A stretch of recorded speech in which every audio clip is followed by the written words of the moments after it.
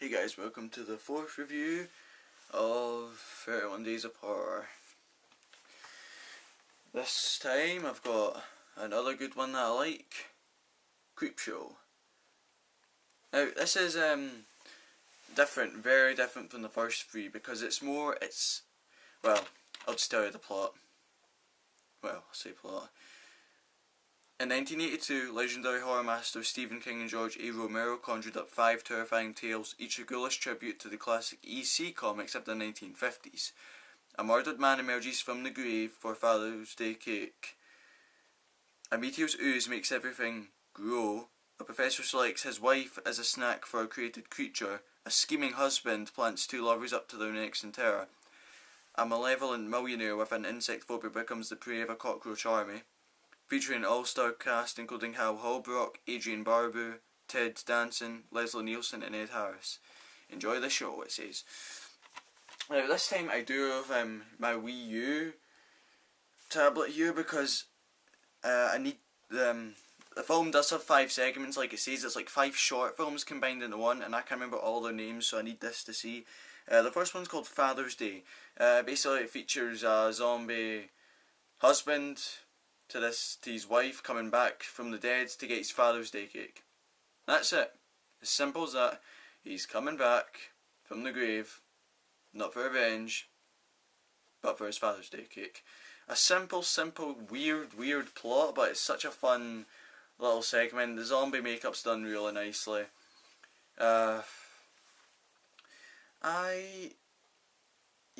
Some of the scenes like in the graveyard where the zombie is, it's shot very atmospherically, it's quite creepy again.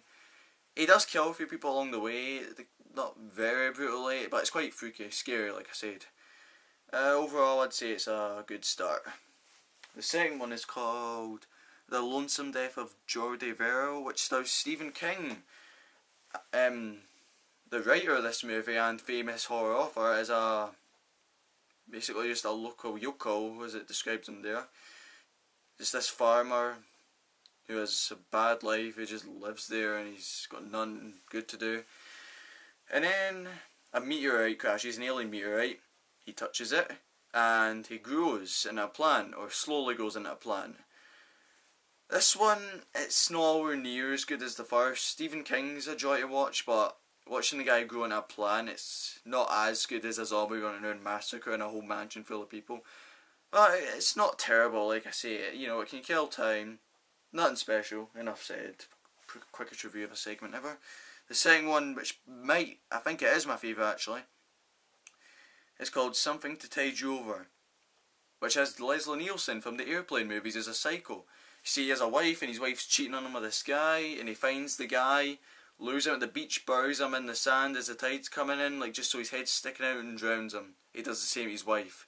And then they come back as 2 ghouls or zombies or something like that. And they take him and put him in the sand and bury him up to his neck. Where he declares, I can hold my breath a long time, but it sounds much weirder. Like, he says it much weirder than I do. It's very funny. Like, in between, when they come to his house to get him, it's pretty nicely done. He's trying to get away, locks the door, turns around, they're behind them suddenly. I don't know how they do that, they must be ghosts or something. Nicely done. I like Leslie Nielsen's acting in it. The fourth segment, this is the fan favourite, this is the one people like the most, which is called The Crate. The Crate has a weird 8-plate creature in it. I don't know exactly what it is. But basically they find it buried under these stairs, like in this, I can't remember what it is, where they work, but they take it out and they open it. One guy gets killed, and the other guy that opened it, Hal Holbrook, is that how you pronounce it?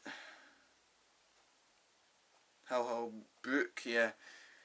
He hates his wife, Adrian Barbeau, so he plots to have her come back to the crate so the Thing can kill her. Which it does, and it's really funny, like just the way it's done. It does have it's quite creepy as well, fun, scary. The gore's done really nicely here. Like the first guy that it kills gets dragged into the crate, but just by his head though you can see like everything else just sticking out, and the blood spurting everywhere. I forgot to mention Tom Savini did the effects for this. He's a very famous special effects artist. He did the best special effects of the 80s period. Just brilliant effects, like the zombie in segment 1, the weed growing on Stephen King in the second part, the ghouls in the Leslie Nielsen section, him shooting them and the blood and all that coming out very nicely done. In here it's no different, like the ape creature looks fantastic and the blood, it's creepy. It's got a sense of humour to it. The guy, before all that happens, he's looking at his wife shouting out and imagines just shooting her and everybody around him just starts laughing and clapping for him. And then he snaps back to reality and she's still shouting at him. It's nicely done. I'd say that's probably my second favourite after the Leslie Nielsen part. The fifth one I have to say was quite disappointing. It's not terrible, it's just nowhere near as good as the rest, and it is quite boring compared to them, but I would watch it. It's called, it doesn't actually say, I can't actually remember the name, but basically guys living in his place, and he hates bugs. He's like I think it's a scientist or something, a doctor, I can't really remember, and he's like obsessed with killing them and keeping them away from his house, and he's got like bug spray and everything, like really extreme measures, worse than bug spray, like to keep them away. But a bunch of them, like, well, I say a bunch, try a horde of them, as in that can cover a whole room, infiltrate his house and start chasing after him. That's nowhere near as exciting as it sounds, though. It's basically just him trying to scurry away the whole time. The next day, again, I've not seen this one in a while either. They arrive, some other people arrive, and I don't think they can find his body. Like, I think his body's gone, but they're still there, like, under the floor. It's not really a satisfying one, I have to say. Nowhere near as good as the last four, and a bit of an anticlimax.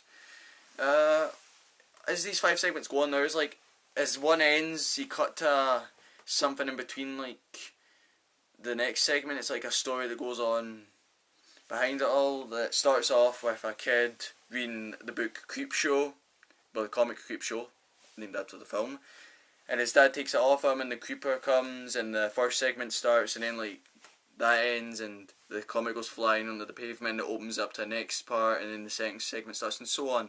At the end, it flies into the hands of Tom Savini, and they start reading it, which I think is pretty cool. And then the kid at the beginning, like the dad took the book off him, starts stabbing a voodoo doll and kills his dad. His dad's played by Tom Atkins.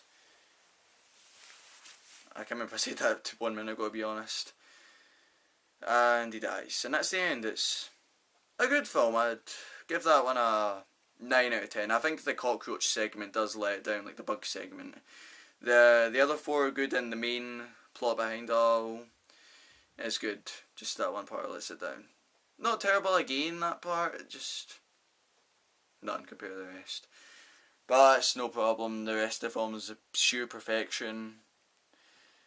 Give it a watch ASAP.